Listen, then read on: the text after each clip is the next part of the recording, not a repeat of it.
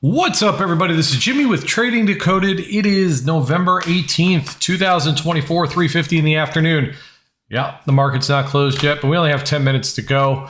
The chart fell out of a place that was nice to trade.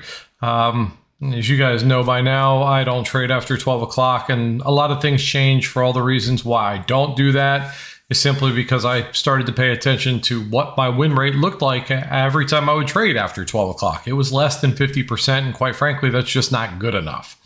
Okay, the reason that that is the case is several. Number one, volume usually lower. Number two, volatility is usually dropping. And number three, theta is increasing. All three things are negative factors for option traders, especially if you're trading same-day expirations. So if you're wondering, do I trade after 12 o'clock? Do I promote trading after 12 o'clock? Do I suggest trading after 12 o'clock? The answer is no, I don't. And it's not that it can't be done. It's just that I can't do it successfully.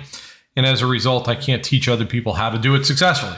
But what I can do is teach people how to do things that are more likely to work earlier in the day, which is what we spend most of our day doing.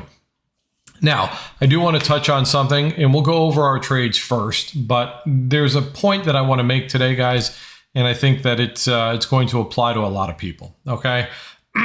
So we had no reports or anything this morning to really worry about. So when I did do my pre-market charting, it was right around 8 o'clock, 8:30, when I always do them, and very quickly we got out of this range, which, you know, it happens sometimes. But 9:25 was coming up, and we were talking call put scenario, as we always do.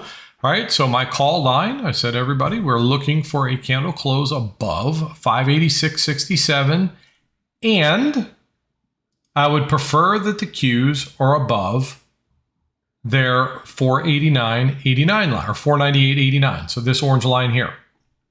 So it was a two criteria is what I wanted to see. For the downside, which I was prepared for puts, and we talk about this all the time. If you watch my videos, you know why, but let me go ahead and remind you why. Yes, I'm aware we were trending up at this point, but I see lower highs. I'm looking for a line of support that exists, that if we were to break it, we should have enough room to the downside to make some money. Okay, so the first support that we were looking to potentially get to was, or first of all, our put line is right here at 585.97. I told everybody if we can get below that line, that would be the break of this support. I'd be hoping or looking for a minimum move to this support here at 585.69, hoping for our pre-market midline at 585.47. Okay, it's very easy. Wasn't looking for a huge sell-off. Wasn't looking for a massive move down. I was just looking for a predictable piece of the pie that I was willing to take a trade on. Now, again, how do I know whether to be prepared for calls or puts? It's very simple. If we're channeling, I'm not prepared for anything, and there's a good chance that my call put scenario is going to be much farther away because I want to develop some sort of a trend, even if it's temporary, leading up to the point where we're going to be crossing a line of support or resistance. If I'm bouncing between two lines of support and resistance, I'm likely going to have to be patient, right? I want probabilities in my favor. I don't want a lack of probabilities. Channeling is not telling me anything other than where we have a defined ceiling and a defined floor. If you want to play between those two places because there's enough room to make money in them, go for it. But when I'm taking a move like this, I'd prefer that I've got some context to go by to make me believe that I have better odds of making money in one direction versus the other. So what are we looking for here? In this case, because of lower highs, because we were pulling back on Qs and SPY, told everybody, Qs get below, because I was asked also separately, Jimmy, where on the Qs would you like to get into puts? You know, because sometimes SPY breaks their line, but Qs hasn't yet, or sometimes the Qs do it first and SPY hasn't. Told this person 497.98. If we can get back below the pre-market high line, I'd be looking for the Qs to run down to the pre-market midline. Same thing with the SPY. If we can get below pre-market high, I'm aiming for pre-market mid. Okay, between those two lines is about 50-cent move. I can make money with that. I can make good money with that, right?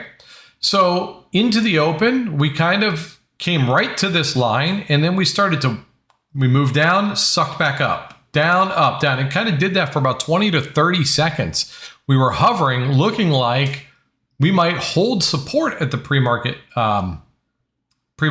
high line here, but Qs were blowing through theirs, so a lot of us just jumped into our puts. And that brings me to the thing that I want to talk about. When it comes to getting into these trades, and the reason I'm having this conversation with you guys right now is because somebody tried to take, I don't know that they tried, they waited to take the trade that we talked about before the market opened, and they did so right at the worst time, right? They waited for the candle close. They waited for the second candle to close because they wanted to see ADD printing red at the same time. That's all fine and dandy, but you had two problems here that are far more important than ADD. One, we are already on our target of what we're hoping to make it to make money. We got our 50-cent move. Qs already on support as well. Not quite touching it yet, but close enough. There's no room there left to make any money. You do not want to buy puts on support. Here's the point. If you're buying your move when it feels comfortable, it's probably the worst time to get in. Let me explain. It's much easier to buy puts when you know that the move has worked, right? The problem is that the move worked, it got down to where we hoped it was, but now you're getting in hoping that it does more of the same. Whereas I'm suggesting you might want to take profits because it's already done what we hoped it was going to do. Now the chart's yelling at us to be considerate of the fact that, hey, you broke a support while trending down, you made it to the next support, and the problem is we don't know if that next support is going to hold or if it's going to fail.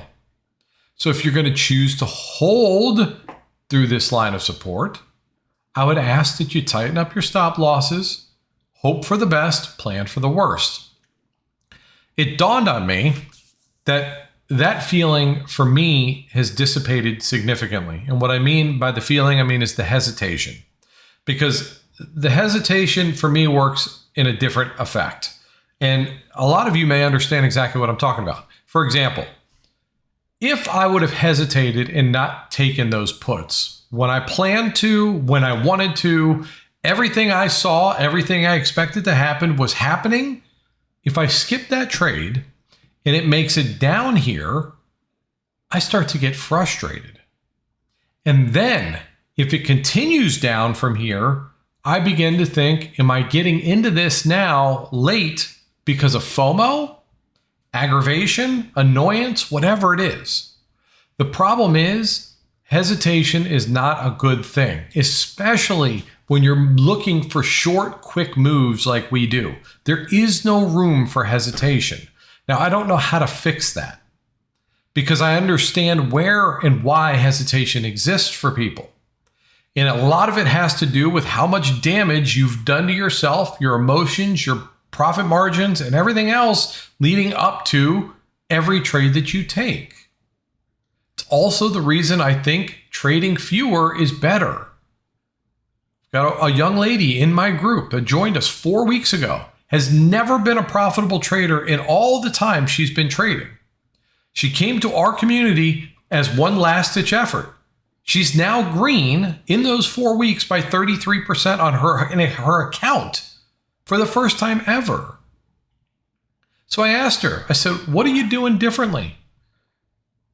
I'll bet you're trading less often, are you not? And she said, absolutely, I'm trading far less often than I used to. So she's doing less and earning more. Okay. These are things that are hard to wrap our heads around because it's not typically what we do in our day-to-day lives when it comes to everything else, right? You work harder, you do more, you get better, you get better reciprocation, right? That's how we are in life. You practice more in football, you get better at football, and if you move on to a position where you're a professional in football, your pay is based on the fact that you put in a bunch of extra hard work. Trading is different because every trade you take per day, whatever happened in the results of that trade is going to be baked into emotionally what you do in your next trade. We've talked about this 100 times in these video guys. I'm not going to beat you up over it, but listen to me.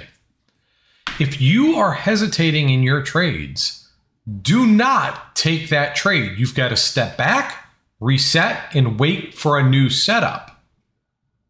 But to get in at the time where we were aiming to get out is just catastrophic.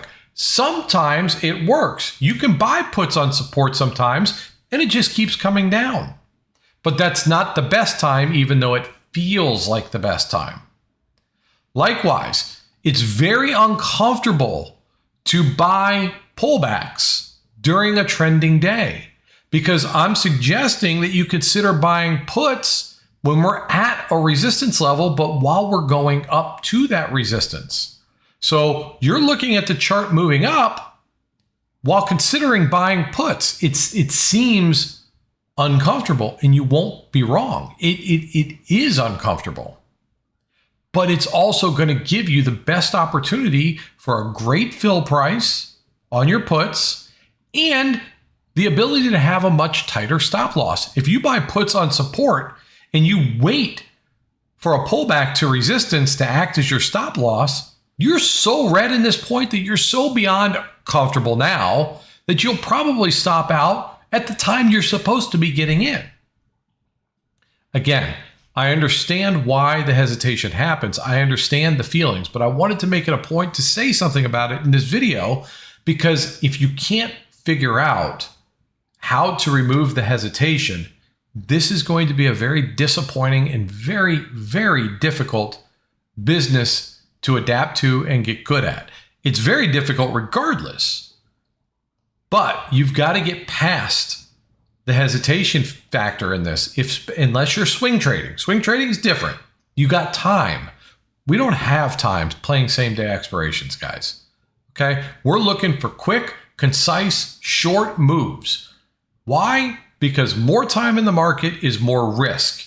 And what I mean in that sense, if you have time in the market, when you're talking about years, virtually no risk because the market always wins with time. But for what we're doing in here, trying to make daily money, yes, spending too much time in the market oftentimes equals a lot more risk. And we're trying to minimize our risk by reducing the amount of time we're in these trades. Okay? Now, we were having a very, very tough time getting below the support level. We saw it, we recognized it, so we were considering everybody. We had people buy pullbacks here for puts. We all suggested taking profits as we got down here. Now, Jimmy, when would you be interested in buying calls? I said, well, first, I'd like to see the Qs get through 498.38, and then before I had to make a phone call, somebody asked me, Jimmy, where would you buy calls? I said, well, I'd like to be above 498.89, hoping to get up to $500.54, but to be a little bit more conservative, let's find the 50% retracement level between them, which is this dotted line.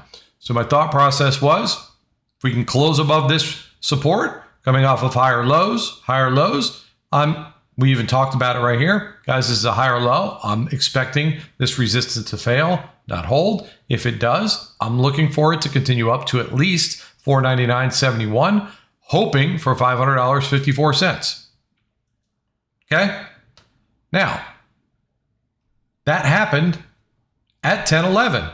Again, higher low, break of resistance. We want to stay above this support that we had created here on the Qs. Okay, 498.61, we needed to stay above that. Let's take it up. Now at this point, ADD had stopped moving down and it started to move back up. Okay, so we were putting in higher lows on the Qs and on ADD, and that was our entry for the calls. Now, this first trade here ended up being, depending on when you got in, anywhere from 15 to 25 to 30%. I ended up getting 23% out of it.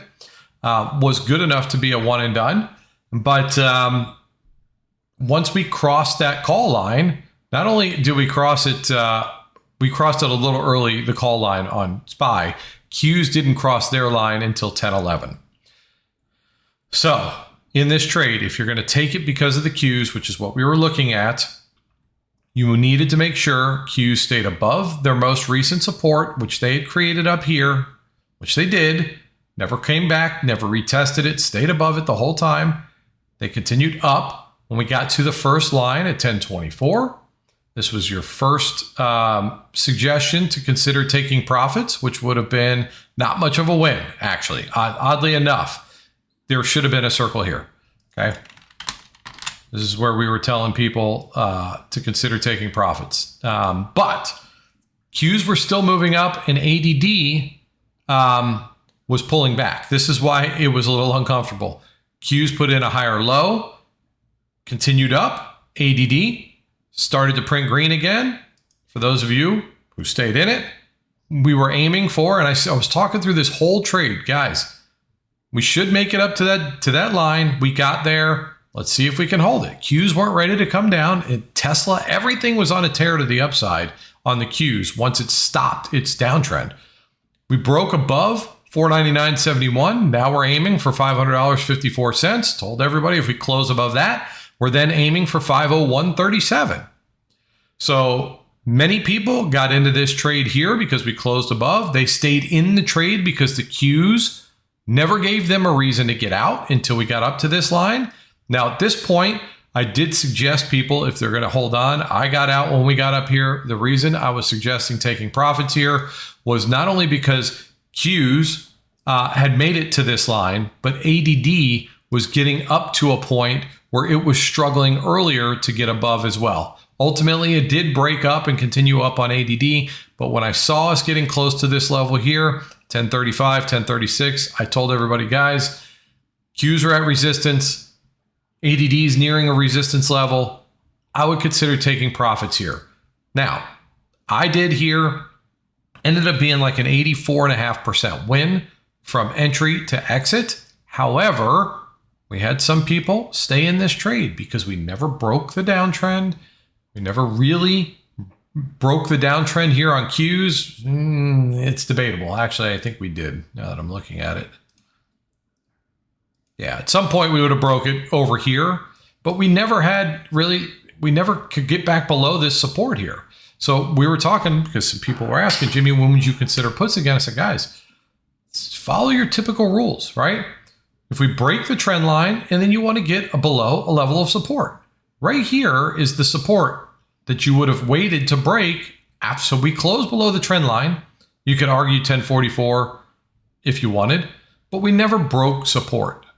If we broke that support, we'd be hoping to make it down to, I was hoping that we were going to hit 499.59. Now that didn't happen, even though we ended up breaking support at that point over here.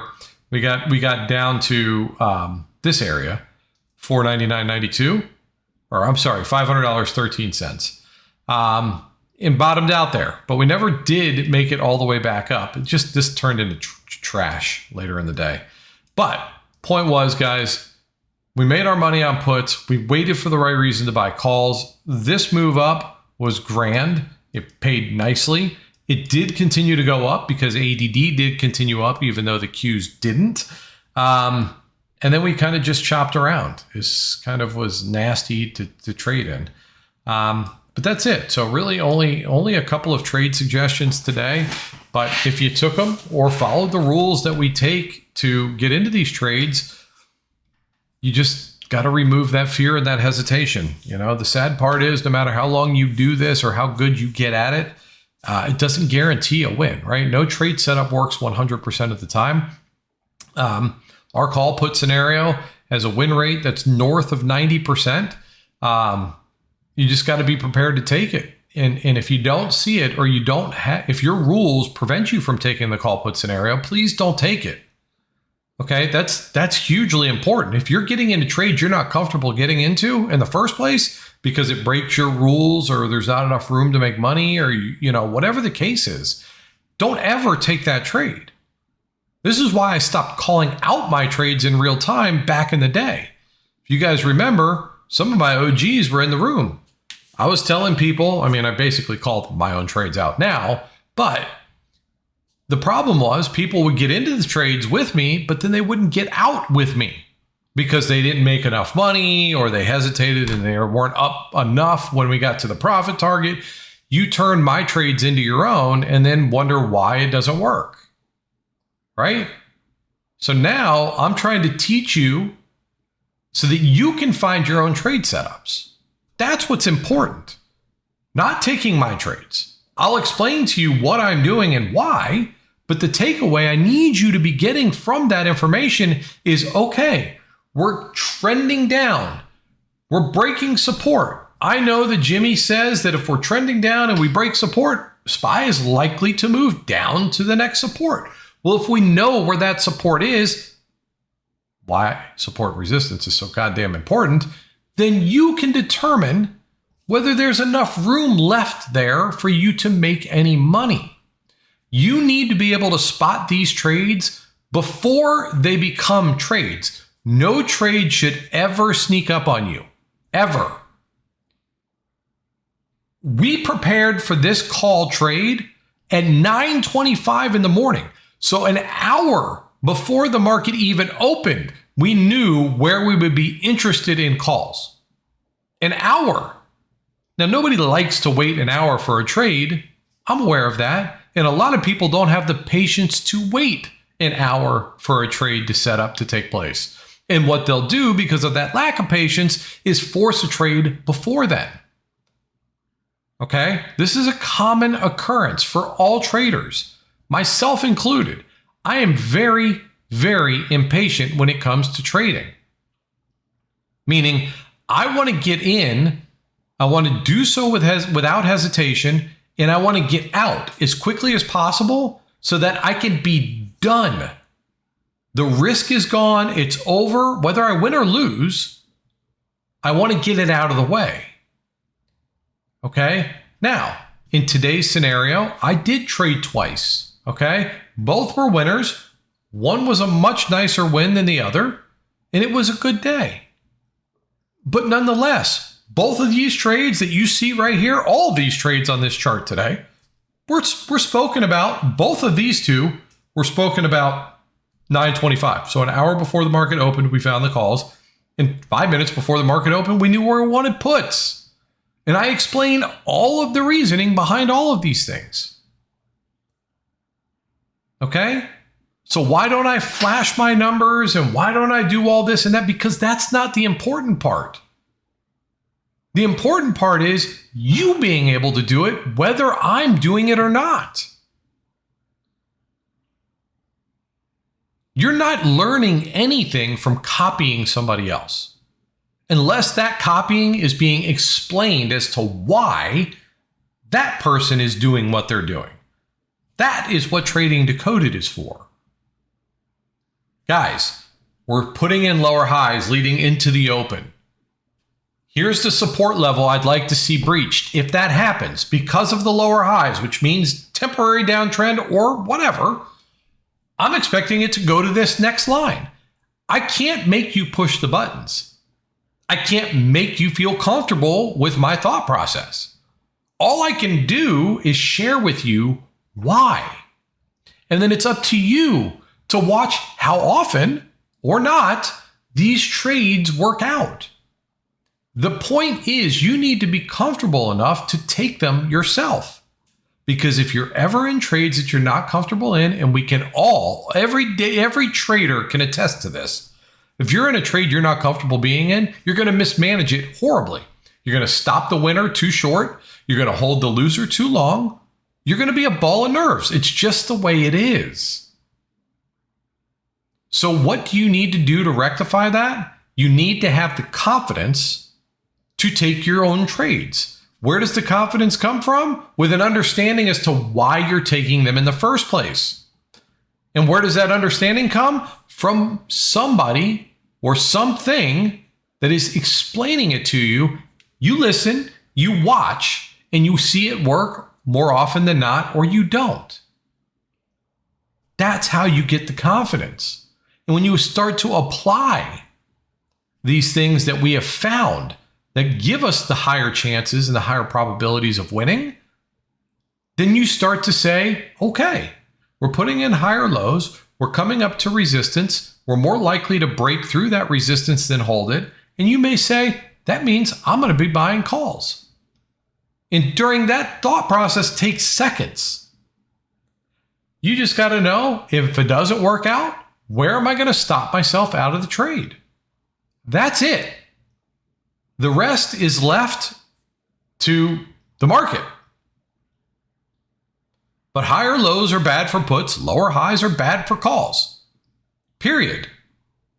There's very easy ways to determine when puts and calls should come off the table. And then we have rules to determine when we should get into the opposite trade. Knowing when you're getting into a counter trend trade or when you're getting into a trade that is trending in your direction. Also, something you need to understand, because your exit on a counter trend trade is going to be at a different spot than one that is with the trend. Okay? Again, guys, my trading style is not glamorous. You're not walking around making millions of dollars a day. Okay? You're not going to go out and buy a Lambo or a Ferrari tomorrow. But that's not my goal. My goal is to be able to pay my bills and support my family. And I don't need to make millions of dollars to do that. So I trade what I'm comfortable trading. And I trade the signs that I see that I've come to trust enough to put my money at risk to make that money. I'm in a hurry to live as cheap as possible, not to climb this epic ladder of wealth so that I can never slow down, right? I want to eventually be able to not have to do any work if I don't want to and still afford to live on a minimal income. I know my way as an American, and most Americans are this way. Very few Americans save any raises that they get. You either need them because you're living beyond your means already and you have that extra, what should be extra money from your raise goes towards to supporting a lifestyle you otherwise couldn't, or you're living at your means, you get a raise, and suddenly you start justifying a reason to buy more stuff because now you can afford it, right? I'm the same way. I'm not interested in living at an income level that's way up here because then I can't afford to make less money. So no, I'm not in this to make $1 million a month, a day, a week, a year. I'm not even close to that number, but I don't need to be. In the days that I was making more money than I make now, I wasn't any happier. I was a lot more stressed, and I could never walk away from the chart because I was chasing a number. Time is your most valuable commodity. It's your most valuable commodity. Spending my time making more of something that doesn't make me happier is not a good use of that commodity. So, for the people out there who don't believe the less is more scenario, feel free to jump in our Discord and ask the hundreds of people that trade with me every day if they're trading less than they used to, and has that resulted in positive results versus negative. So many people don't even realize that trading more is constantly setting them back in more ways than just your P&L. Okay? Please start to pay attention to some of the things that are hurting you. Because the difference between traders that have made it and traders that have yet to make it is that the ones that have made it are doing less of what hurts and more of what doesn't. And it's the opposite for the folks who have yet to become profitable and consistent winning traders. It's not that you can't do it. It's just that you're preventing yourself from doing it because you're doing more of the bad and less of the good. And that comes in many, many different ways. Overtrading, fear, pain, FOMO, all of this stuff. It's common. We've all been through it. But when you learn how to do and fall victim to those things less often, your account balance starts to grow. It's amazing. So does your free time. Okay? So with that, we're going to wrap it up. Hope you guys found some useful information in this video. If you did, please like, share, and subscribe. If you'd like to join our Discord community, well, there's a link down below. We'd love to have you. Come by, spend the free week in there. If you like it, awesome. If you don't, thanks for stopping by. But at least give me a chance. Maybe I could teach you something you didn't know. Maybe I could teach you one thing that helps you take fewer losing trades. I'm not even suggesting I'll help you make more winning trades. I could show you ways to take trades that would normally cost you money, not make you money. And that in and of itself is pretty damn important if you ask me, because naturally, if you're taking the same number of trades, but you've learned to cut out the ones that lose more often, that means you're going to end up with a higher win rate than you already have. Okay? So I appreciate you guys. I thank you for watching. And till tomorrow, I love you guys. See ya!